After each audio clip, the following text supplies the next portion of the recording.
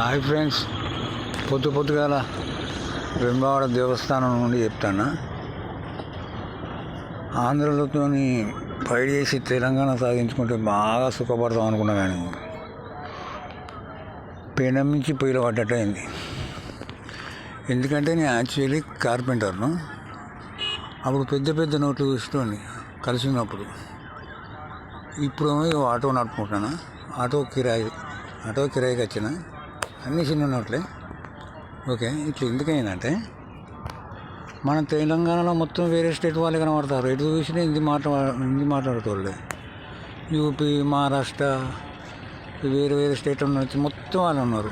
వాళ్ళు కాబట్టి మన చదువుకున్న పిల్లలకు దెబ్బ పడుతుంది, ఇటు వృత్తి పనులకు దెబ్బ పడుతుంది. మా స్టేట్కు రాంటి బొచ్చెడు పనులు ఉన్నాయని చెప్పి ఇక్కడున్న తెలంగాణ వాళ్ళకే పనులు లేకుండా అయిపోయినాయి. ఈ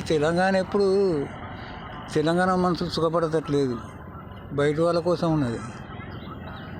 కేసీఆర్ ఏమో అనుకున్నా కానీ సాధించి జీరో వేసింది. అసలు తెలంగాణ వాళ్ళకే జీరో అవుతుంది. ఓం నమ శివాయ.